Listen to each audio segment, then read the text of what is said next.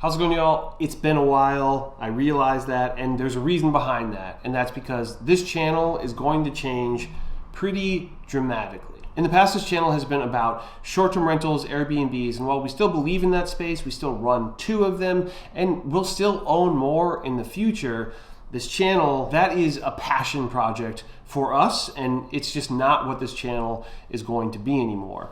When we were working on our second short-term rental, a cabin in Moore, Minnesota, you've seen it on this channel, we learned some very, very valuable lessons, which is fundamentally to keep your eye on the ball. And for us, that ball is real estate. I've been in real estate since March of 2020, and to say the least, it has been completely life-changing, life-altering, world transforming. It's insane. Paul, who you've also seen on this channel, has been working with me since November of 2021 or thereabouts. And part of my personality that historically has both served me and failed me is like a pretty unbelievable, pretty unfaltering curiosity and an interest in a lot of different things. It's a pretty classic tale of shiny object syndrome that I have consistently just tried to fight at every turn. And this whole channel, this whole company, Made Rare,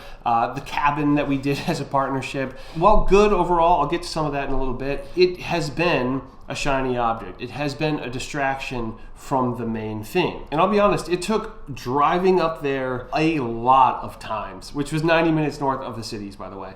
It took making that drive, spending whole days there, in fundamental isolation, other than some of the time Paul and I had each other. But it took literally days and days and so many trips up to that cabin, which by the way was 90 minutes north of the metro. We would drive up there 90 minutes, work for a full day, drive back, stop at the Quick Trip, drive back, and so many of those days, and we would be working alone or just Paul and I together, which at least there was somebody to talk to. But it took that repetition, that getting hit over the head over and over again with this time commitment, with this outpour of energy and mental concentration on this thing to realize, literally, I remember sanding drywall, which is not a fun job, by the way. Sanding drywall and thinking, this is not the best use of my time. And now there's an argument, well, I should have just paid somebody. I understand that. Some of the way the partnership was structured, there was a certain budget. We wanted to make it really cool, and some of that involved, well, pretty much all of that involved us doing this ourselves, rather than paying contractors for almost anything. Because I didn't want to make it just an okay cabin that some people would like to go to. I wanted to make it a cabin that people were stoked on, that people wanted to go to, and that was special. Because I still do believe, and I've said this on this channel a bunch of times, but that being in the top 10%, being interesting, being different, being compelling is of the utmost importance when it comes to short-term rentals. I think that applies to real estate too. And by the way, more on that thought, and actually probably a lot more on that thought on this channel. That's a through line through everything I do. Different is better than better. First, be different, and then be anything else. Be good, be great, be exceptional, but be different above all else. And now back to the cabin. As I'm standing there, sanding or whatever, it happened so many times where we'd be doing stuff and we'd be thinking, this is not a very good use of my time. We could be paying somebody, in theory, $30 an hour or something like that to do this, and we wouldn't have to be driving 90 minutes each way to do it. But nonetheless, we said we were going to get it done. Our word is bond. We got it done. It's very cool. So there's that. And there's this idea of opportunity cost. If you're not familiar with opportunity cost, it means even if an opportunity is good, even if an opportunity is going to make you money, is there another opportunity available to you that you're not taking because you're spending the time working on another opportunity?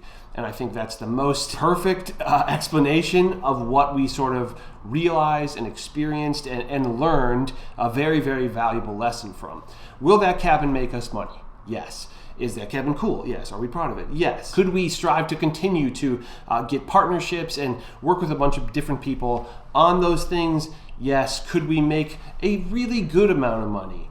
Yes. But will that opportunity be as good as the opportunity that's available to us in real estate? And I believe the answer to that is a very firm no. You're going to hear me talk about this too, but the opportunity available to somebody in real estate sales. I'm a real estate agent. I run a real estate team. The opportunity there is incredible. And I think most opportunities available to the average person pale in comparison to what can be accomplished in real estate. By the way, most being probably like 90% of possibilities, 90% of opportunities, most jobs, right?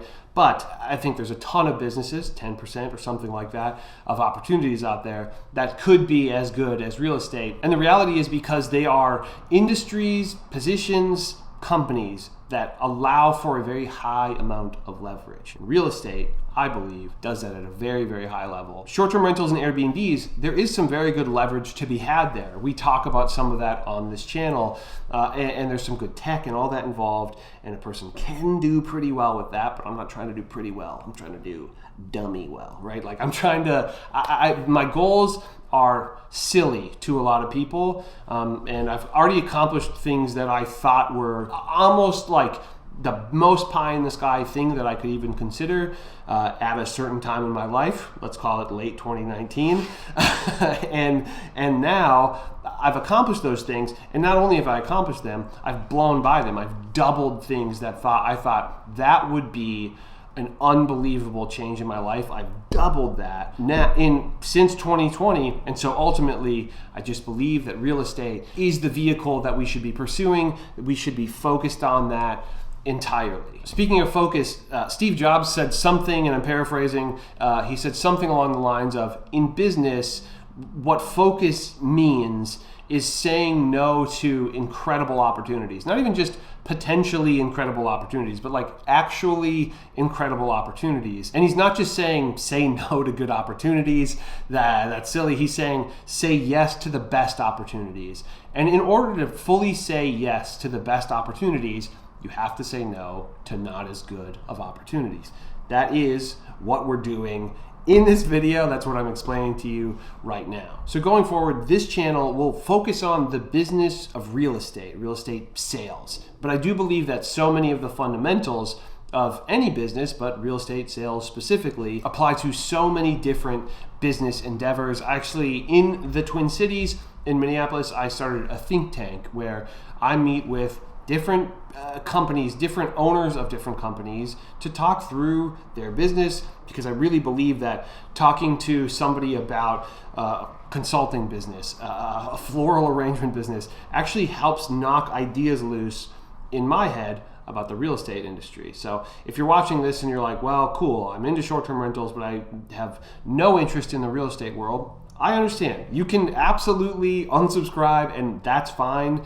You won't hurt my feelings. But I do think that there will be lessons to be learned from this if you're interested in business at all. Like, for example, I talk about different is better than better. I harp home on that all the time. I truly believe that the primary thing that you should be focusing on in your business as you're starting is, how can I be different? How can I stand out from the crowd? And my goal on this channel is to teach agents, new and old, from all walks of life, and to prove that different is best. And I want to talk how to do that. And a big part of why, in full transparency, what I'm hoping to accomplish out of this channel is to grow my real estate teams that already exist, which is Minneapolis, Denver, San Diego, Tennessee, Salt Lake City. I'd like to grow all of those, but I'd also like to expand all over the country. I'd like to be able to at least make a noticeable dent in the face and the attitude and the sort of like outward perception of real estate. I say this to agents on my team all the time, and especially new agents who are coming on. They might ask, why should I be on your team, right? And I didn't join a team when I started real estate, so I'm very honest with them. If you are a self-starter and creative and you're obsessed with this, you don't necessarily need a team. You can take off and you could absolutely crush it. And I believe that for the right person, you don't need a team. But I do want to remain 3 steps ahead of you, right? So whoever you are out there as a real estate agent, I want to be 3 steps, and by steps I mean like years, right? I want to be, if your goal is to hit a $200,000 income in a year, I want to be 3 steps ahead of that. And then by the time you reach that, and your next goal is to reach $500,000 in a year, I want to be 3 steps ahead of that, because I want to help you get to that point. I think the only way that I can help somebody is if I'm further along than them. Maybe I can help them with menial tasks if they are, literally leap years ahead of me. But then there's something to be said for somebody who's leap years ahead of me, helping somebody who's quite a bit behind where I'm at. Is the disconnect is pretty huge. So what I'm hoping is that y'all can come along for the ride, and we can take what is admittedly a pretty stale and sometimes boring industry and shake shit up a little bit. Sometimes being this kind of guy who looks like me in real estate, I can feel a little bit alone. I can feel like I don't have that many peers who look at things the way that I do. So hopefully we can grow some kind of community with this channel, with what we're doing here. And we can also inspire some people who maybe don't think that they have a place in the industry to really have a place in the industry and not only do okay, but excel because they're different. And I also hope that I can help people who are just stuck in their business. I think there's a lot of y'all out there who maybe came into the industry thinking you had to fit a mold. And so now you've done that for a few years, and now here you are in a mold that doesn't fit you, and you don't like it anymore. Well, I hope that I can help you get out of that. I hope that I can help you win by being yourself. And ultimately, I hope that helps more people with real estate. I hope that helps more clients because they actually have somebody who they identify with to be able to help them do real estate, and not somebody who they are not at all interested in working with, but they have a pulse and they have a real estate license. I'm probably going to piss off a good amount of people on this channel, and that's okay. Probably mostly real estate agents, probably mostly boring vanilla real estate agents.